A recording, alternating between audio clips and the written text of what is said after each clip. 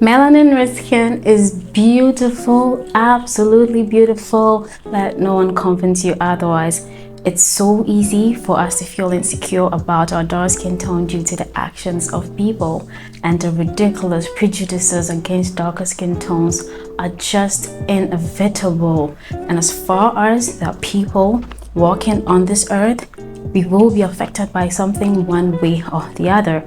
And honestly, if you think about it, it's not our dark skin tone that's making us insecure, but the reactions that we expect that we are not getting from people. And you don't have to have a lighter skin to have a good looking skin. Your dark skin will look healthy and radiant if you have a good skincare regimen in place, as well as some good lifestyle practices. I'm Jackie Amofa. Welcome to my channel.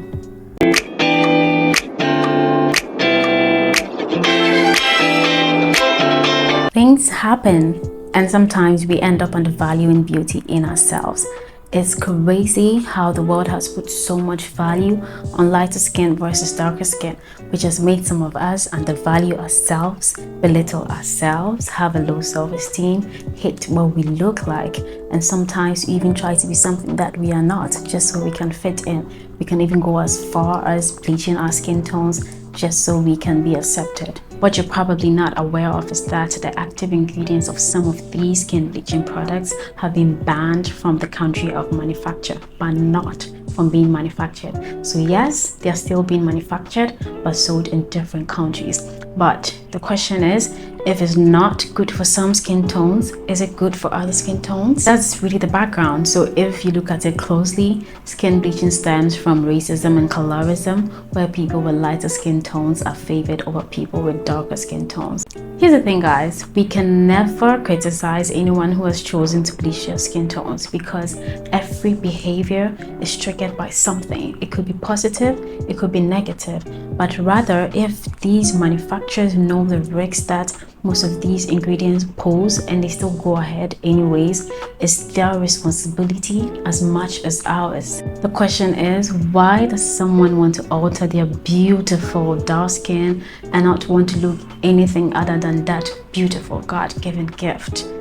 It's become really common these days, and let's face it, it might have probably crossed your mind. It did at a point in my life, and there's no shame in that. That is why I mentioned earlier that every behavior is triggered by something. The reason we want to alter our dark skin tone is because lighter skin is beautiful, always prioritized and put on a certain pedestal across the world, and who doesn't want that? From a Ghanaian background, I was made to believe while growing up that the lighter you are, the more attractive you are, and the more value society places on you.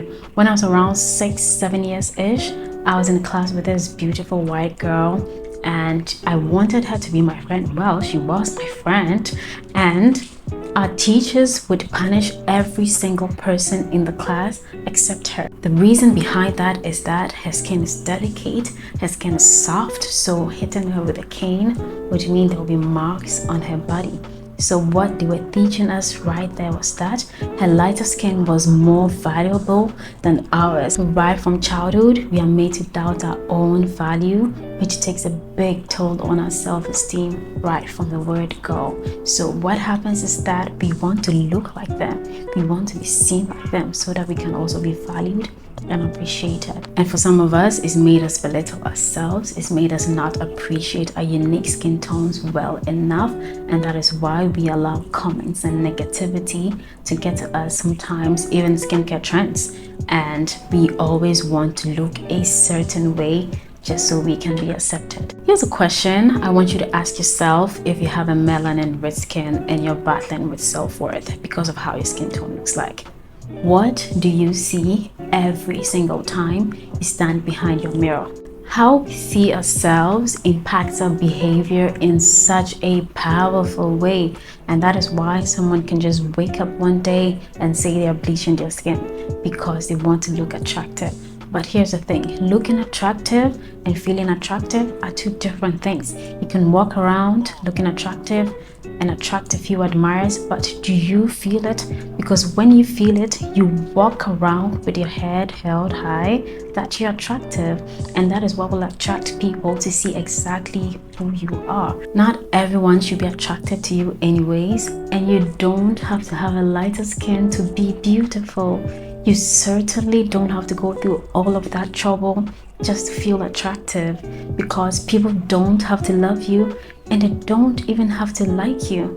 But what you see in that mirror matters, because you have to love what you see in order to attract people to see exactly that.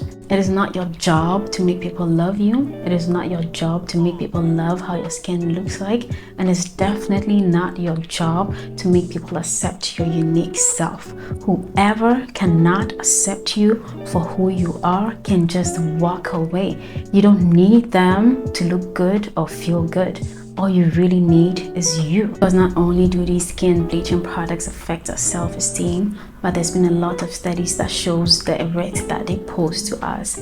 Most of these skin bleaching products have been found to have mercury, which can affect our kidneys, cause neurological disorders like tremors, headaches, insomnia, and so on. You don't want to go through all of that for someone who's not even worth it. And if the goal is to end racism and colorism, then bleaching your skin means that you're really feeding into that cycle and just giving in. And if you can't be proud of your skin, then no one will.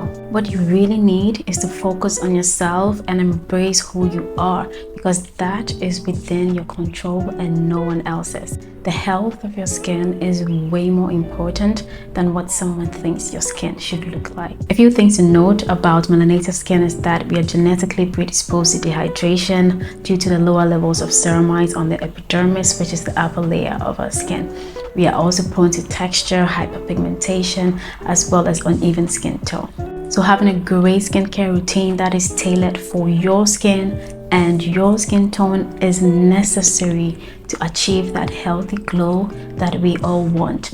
And according to the American Academy of Dermatology, AAD, different skincare routines benefit different skin tones, and this is due to the variances in the structure and the functions of our skin. Certain habits that you can adopt in order to help your skin look and feel its best. The solution is not skin bleaching, because that would rather impair the health of your skin. And guys, there is no miracle product out there that will give you instant results. All of that is just marketing gimmicks. The key here is consistency. Whichever product that you choose to use, you need to use it consistently for about 2 to 3 months in order to start seeing results. That is the only way that you know whether a product is working or not. By all means, if a product irritates your skin, you need to stop using it immediately, because irritation leads to inflammation, and inflammation hyperpigmentation, which we do not want on a beautiful dark skin. On this channel, we'll help you make informed purchasing decisions when it comes to the skincare products and ingredients that you should definitely have in order to help you make that beautiful dark skin pop. Thank you for sticking with us to the very end, and if you like this video, please subscribe, like, comment, and share, and let us know what your thoughts are on skin bleaching and how it's affected you one way or the other. Remember, your dark skin is a gift and you need to cherish it. Take care, and I'll see you in my next video.